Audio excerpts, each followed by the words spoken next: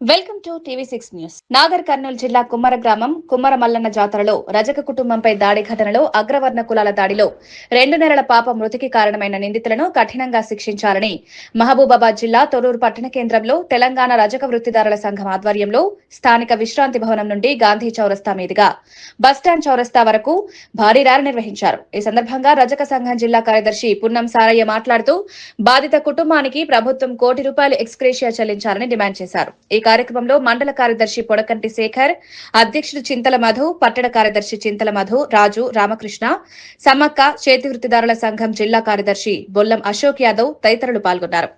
మిత్రులారా, మొన్న జరిగిన నాగర్ కర్నూలు జిల్లా కుమ్మర గ్రామంలో మొన్న రజకులను కులం పేరుతో దూషించి వాళ్ళని గుళ్ళకు రానియకుండా ₹100 టికెట్ అడిగిన కారణానికి ₹100 చెల్లించడానికి సిద్ధంగా ఉన్న రజకుడిని టికెట్ అడిగిన కారణానికి లోపల బంధించి కొట్టడం జరిగింది.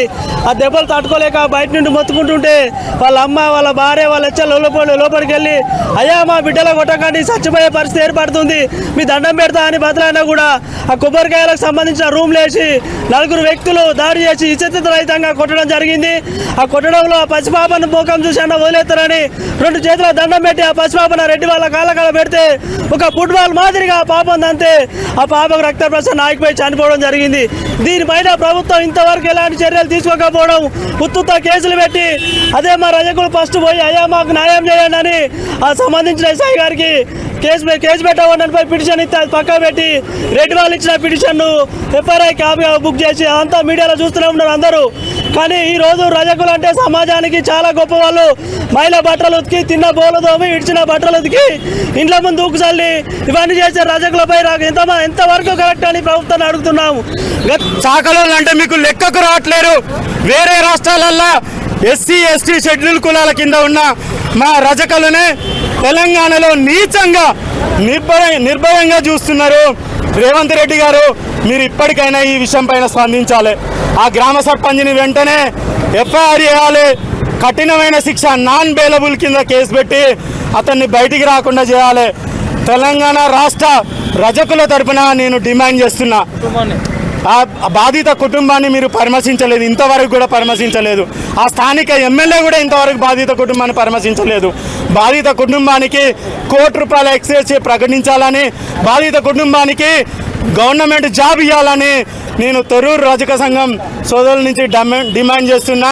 రజకులు, ప్రజా సంఘాలు, పార్టీల నాయకులు అందరూ రోడ్లెక్కి గగ్గోలు పెడుతున్నప్పటికి కూడా రాష్ట్ర ప్రభుత్వంలో కనీసం చెల్లడం లేదు.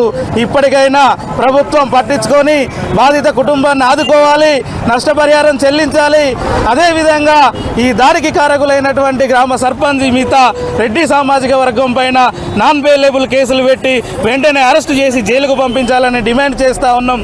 ఇది కాక జరగకపోతే రానున్న రోజుల్లో ఇంకా ప్రజా సంఘాలన్నిటినీ కూడగట్టుకొని అన్ని పార్టీల మద్దతుతో ఈ రాష్ట్రంలో పెద్ద ఎత్తున ఆందోళన పోరాటాలు చేస్తామని హెచ్చరిస్తా ఉన్నాం.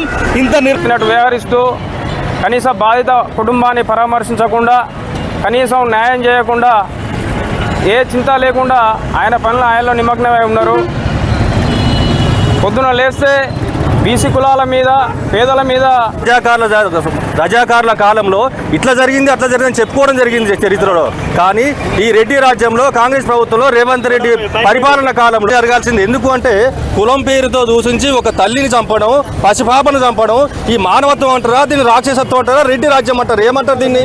అటువంటి దానికి పిటిషన్ ఇచ్చినా కూడా వాళ్ళపైన చర్యలు తీసుకోకుండా తిరిగి బీసీల పైన, చాకలి వాళ్ళపైన కేసులు పెట్టి వాళ్ళపైన చర్యలు తీసుకోవడం ప్రభుత్వం ప్రయత్నించినప్పుడు కుటుంబానికి ఏం న్యాయం జరిగా? పోయిన ప్రాణం ఎట్లా తిరిగి రాదు. కుటుంబానికి జరిగిన న్యాయం ఏంటంటే వాళ్ళకి ఇల్లు కూడా లేదు, ఆ ఇల్లు కట్టియాలి, ₹1 కోటి నష్టపరిహారం ఇవ్వాలి, అలాగే వాళ్ళ ప్రభుత్వం ఒక ఉద్యోగం కూడా కల్పించాలని చెప్తున్నాం. ఈ విషయాన్ని బాహ్య ప్రపంచాన్ని పరిచయం చేయడానికి కూడా ఏ ఒక్క రాజకీయ పార్టీ కూడా ముందుకు రాలేదు. 17వ తారీఖు సంఘటన జరిగితే 21వ తారీఖు వరకు బయటకే రాలేదు. డాక్టర్ విశారద మహారాజు గారు మాత్రం అక్కడికి వెళ్ళి బీసీ ఎస్సీ ఎస్టీ జేఏసీ తరఫున, ధర్మ సమాజ్ పార్టీ తరఫున కార్యకర్తలు, నాయకులందరూ అక్కడికి వెళ్ళి 7 గంటలకు స్టార్ట్ చేస్తే